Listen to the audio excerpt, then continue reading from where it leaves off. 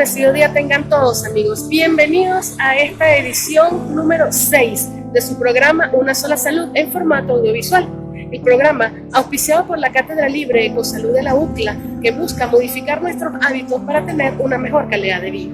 Y como literalmente todo el mundo está preocupado por el coronavirus, nosotros no nos quedamos atrás y nos vinimos al Decanato de Ciencias de la Salud de la Universidad Centro Occidental Lisandro Alvarado para buscar un especialista que nos hable del tema.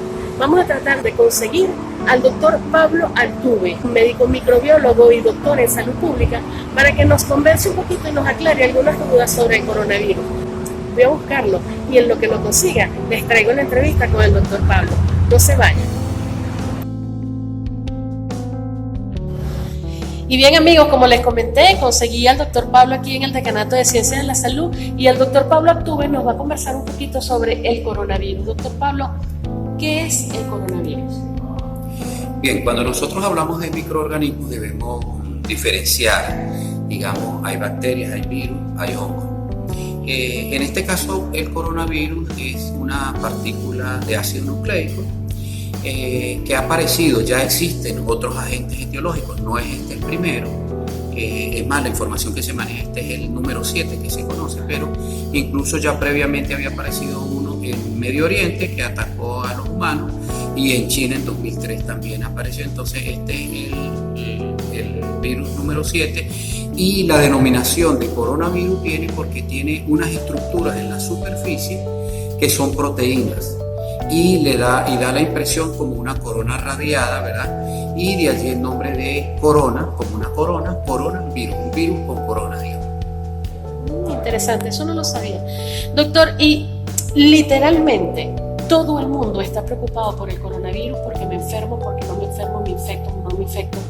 ¿Qué tan preocupados debemos estar nosotros aquí en Venezuela por la infección de coronavirus, conociendo de que ya hubo un caso en Brasil reportado?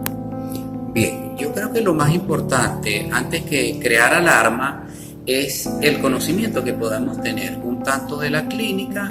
De todas maneras debemos decir que es una clínica totalmente inespecífica, ¿ok? El paciente puede presentar, por ejemplo, fiebre, dolor de garganta, estornudo, ¿verdad? Hay una tos que característicamente es seca y aquí es fundamental recordar que dependerá de las condiciones de ese paciente, de la capacidad de dar una respuesta inmune.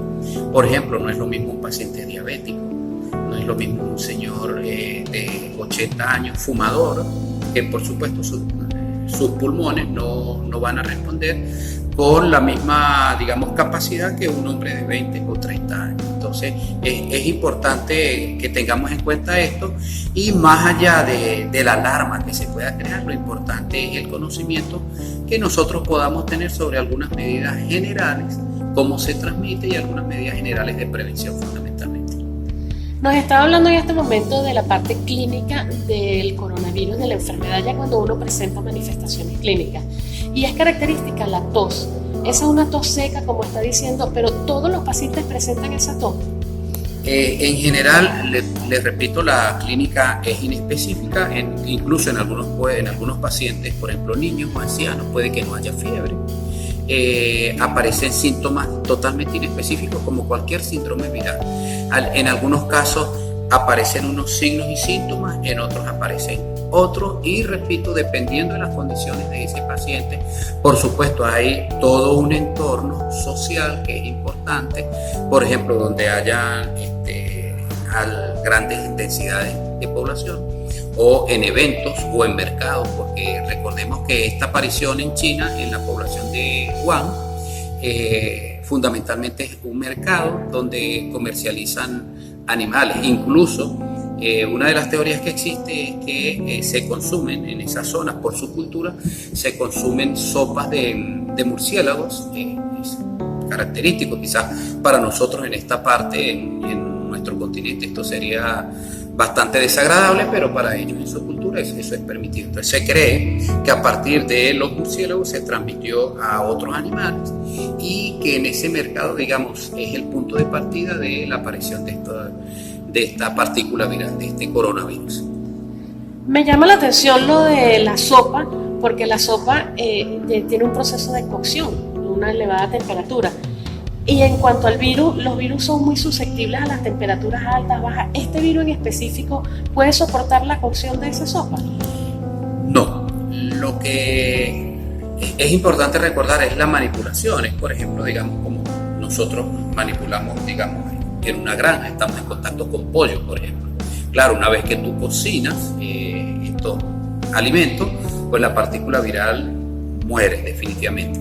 Pero previa a esa cocción hay una manipulación, hay un sacrificio de esos animales y por supuesto los pacientes, las personas han estado en contacto y se cree que lo que realmente ocurrió fue un entrecruzamiento de material genético que dio lugar a una partícula viral totalmente nueva, donde los humanos no tenemos ningún tipo de respuesta inmunológica, es totalmente desconocido para nosotros y por supuesto pues nos va a afectar a nivel pulmonar fundamentalmente, y de allí que sea, si el cuadro se acentúa, si el cuadro se agrava, hay fundamentalmente una dificultad respiratoria que en términos clínicos se llama una disnea, porque el intercambio gaseoso, la zona del alvéolo donde ocurre el intercambio gaseoso, unas estructuras que están en esa superficie están alteradas, están bloqueadas. La partícula viral lesiona, rompe esas células donde ocurre.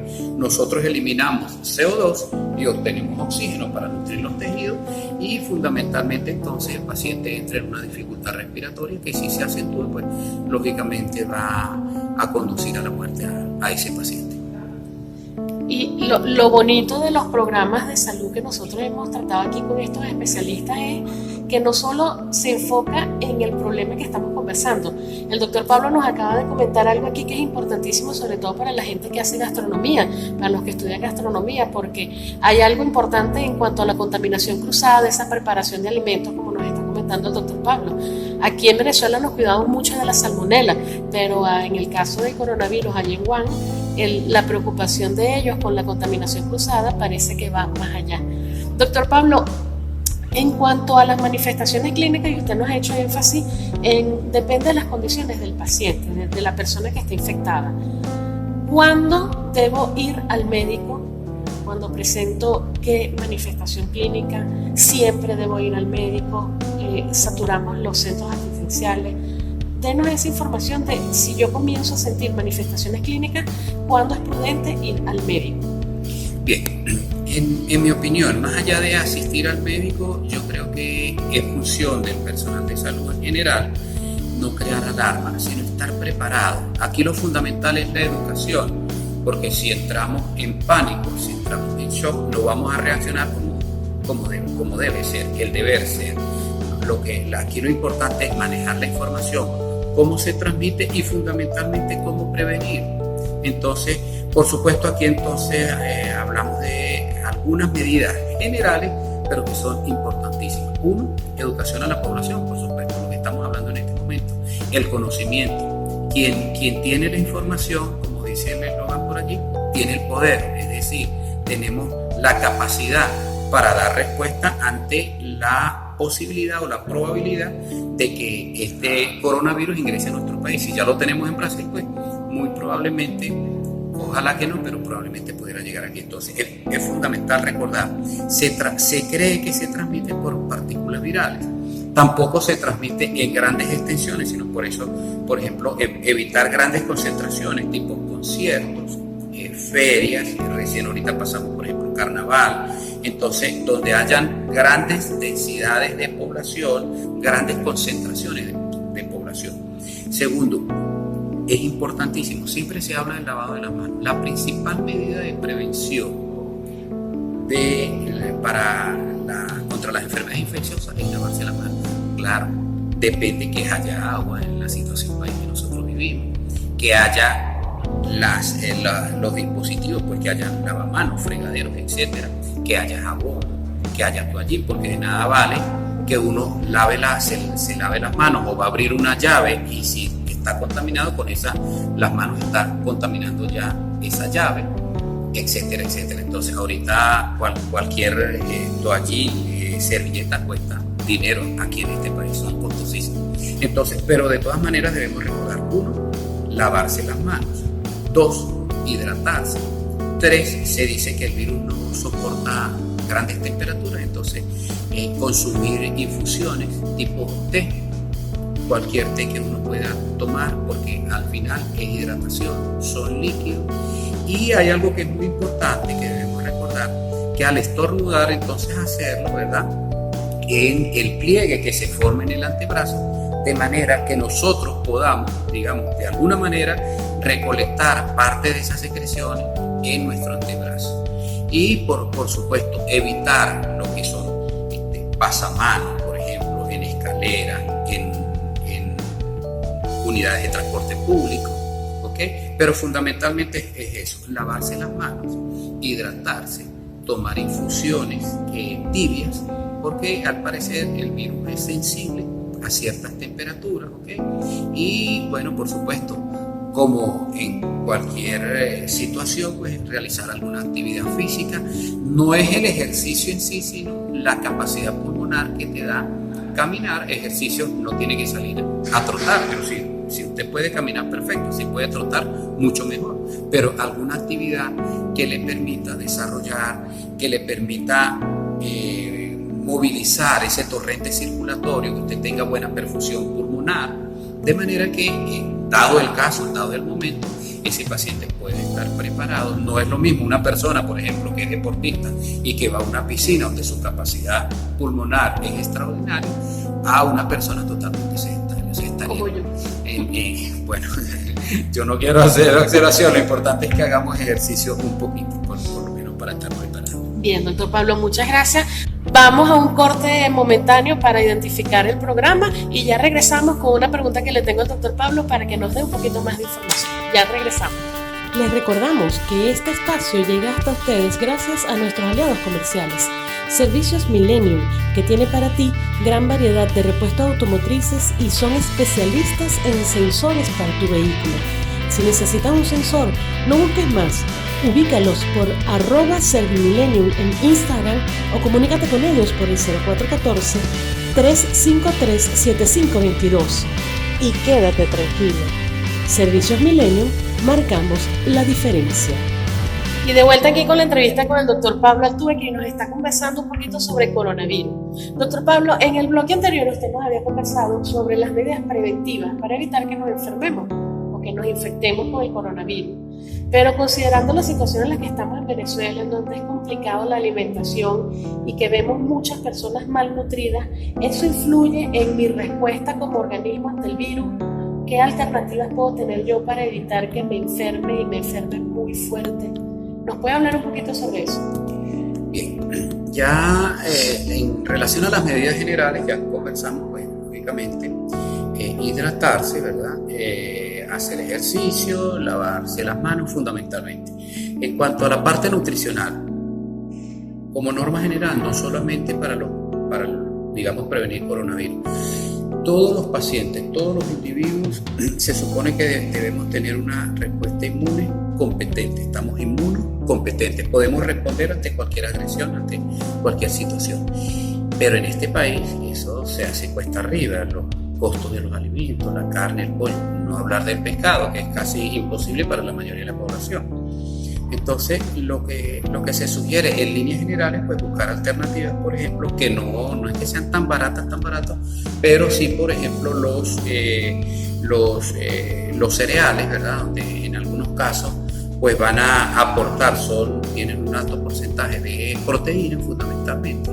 Y, por ejemplo, podemos encontrar la carne de soya, que sería una alternativa, combinar algunos vegetales, cuando, por ejemplo, la población o un grupo familiar pueda obtener un poquito de carne, pues mezclarlo con algunos vegetales también, vainitas, zanahoria, papa, calabacín, que son muy sabrosos también.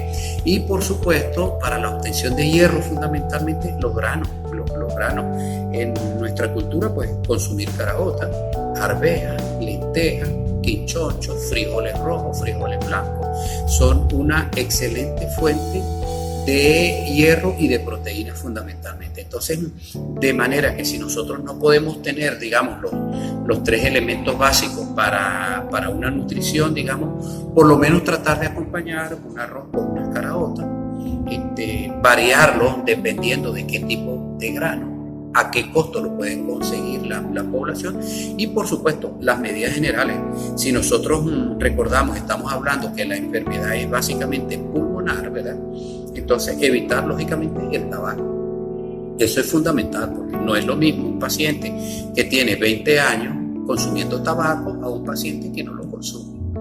No está preparado, digamos, y recordar las medidas generales. Si usted se hidrata, si tiene una nutrición sana dentro de las posibilidades de cada quien, si realiza algún ejercicio, por supuesto, evitar el alcohol y evitar el tabaco fundamentalmente. Entonces creo que con esas 3 medidas generales, pues tratar por lo menos de mantener un estado nutricional, digamos, por lo menos aceptable, de manera que frente a no solamente al coronavirus, sino frente a cualquier agente infeccioso, poder responder inmunológicamente. Porque, ¿qué es lo que ocurre? Si un niño, por ejemplo, se enfrenta a cualquier agente bacteriano o cualquier otro agente viral, si su respuesta inmune no es acorde, no está en capacidad de defenderse ante esa agresión, pues va a enfermar, y dependiendo de las condiciones, de su capacidad, de esa respuesta inmune, su capacidad pulmonar, etcétera, etcétera, pues va a sobrevivir, o a lo mejor va a ser tomado definitivamente y va a ser letal el daño que pueda causar ese agente etiológico. En líneas generales, aplicar normas. 1, hidratación. Yo siempre le digo a los pacientes, el agua es buena por fuera y por dentro. Bañarse, la higiene, por supuesto. Ingerir líquidos. Bueno, usted puede ingerir agua, puede ingerir un té, puede ingerir un jugo a lo mejor, o una sopa, pero es importante. Y por supuesto, si hablamos de líquido, evitar las gaseosas, evitar los refrescos, por supuesto. No estamos hablando de ese tipo de líquidos, sino estamos hablando, incluso un paciente puede agarrar una naranja, un trozo de patilla y consumirlo directamente, que le va a favorecer, por supuesto, dependiendo del tipo de alimento, pero siempre tienen vitamina A, vitamina C, etcétera, que son fundamentales para mantener un metabolismo apropiado y enfrentarse ante cualquier agente etiológico, en este caso infeccioso, bacteria, virus u en general. Doctor, nos había conversado sobre las manifestaciones clínicas del virus y nos había dicho que algunos pacientes pudieran presentar fiebre, algunos no, entendiendo de que no nos debemos automedicar. Si yo tengo una infección y estoy presentando fiebre, ¿es prudente que yo tome algo para bajarme la fiebre? Bien, en líneas generales, en este país donde tenemos tantas enfermedades, por ejemplo, otras enfermedades virales tipo dengue, ¿verdad? Donde hay otras entidades, el dengue, pues todos sabemos que hay una presentación clínica de dengue hemorrágico y otras entidades. Entonces, siempre lo importante, uno, de ser posible, si tiene un termómetro, mide la temperatura corporal, porque no es lo calientico que a mí me parece que tenía fogajito, sino decir tenía 38, tenía 38,5, o doctor, tenía 39, el niño, el muchacho estaba prendido en fiebre. Es eso por un lado, de ser posible tener un termómetro. 2, cuando un paciente tiene fiebre, lo más recomendable es, de ser posible, mantener siempre en su casa acetaminofén. Distintas presentaciones, hay muchos nombres comerciales, una tableta de acetaminofén o jarabe para los niños. Si el cuadro persiste, a veces los cuadros virales de síndromes virales de gripe, son muy fuertes y da mucha fiebre. Entonces, lo mismo, un acetaminofén. Hidratarse, muy importante, porque el paciente está tratando de perder calor, se está, digamos, deshidratando. Entonces, reponer esos líquidos, una sopita, un jugo, agua, ¿okay? Incluso en algunos casos, dependiendo del cuadro, si es un cuadro diarreico, por ejemplo, reponer con esta sobrepuesta hidratación oral, que incluso se pueden preparar en la casa con azúcar y sal, y se pueden dar a cucharaditas dependiendo de la tolerancia de ese paciente. Y entonces lo importante es que mantengamos, digamos, una hidratación dentro de los límites posibles y evitar de sobremanera el consumo de refrescos, y ratifico, el tabaco y el licor. Siempre va a hacer daño, y la respuesta de ese paciente, de ese hombre o de esa mujer, nunca va a ser igual a alguien que no haya consumido tabaco, por ejemplo. Wow, doctor Pablo, de verdad, muchísimas gracias por concedernos esta entrevista, por regalarnos su tiempo, que es valiosísimo, y sobre todo aquí en el decanato, donde atienden tantos estudiantes y está culminando esa fase de su tesis doctoral. De verdad, doctor, muchísimas gracias por su tiempo, por la información que nos ha brindado, por regalarnos ese conocimiento que he cultivado durante tantos años y por ponerlo a servicio de la comunidad que nos ve por a través de este canal. Si tiene algún mensaje final que le pueda dar a la comunidad. Bueno, bien, ya para cerrar, recordar, la idea no es crear alarma, la idea es que estemos informados, infórmense, mantenga siempre, digamos, algunas condiciones generales de higiene, de hidratación, si está en su casa, estamos en una época calurosa, hay que tomar abundante líquido desde primera hora de la mañana en el transcurso del día. Si puede, consumir una fruta, una naranja, un trozo de pastilla, melón, etc. Y mantengamos dentro de lo posible una nutrición bastante sana y hagamos algo de ejercicio también. Gracias por eso, sobre todo gracias por ese dato, doctor, sobre todo en mi caso. De verdad, muchísimas gracias. Agradecemos al doctor Pablo el habernos atendido aquí en el Decanato de Ciencias de la Salud y les recordamos que este programa llega a ustedes gracias al aporte de nuestros aliados comerciales, Servicios Millennium Express. Nos esperamos en una nueva entrega de nuestro programa audiovisual Una Sola Salud. Hasta luego. Chao, chao.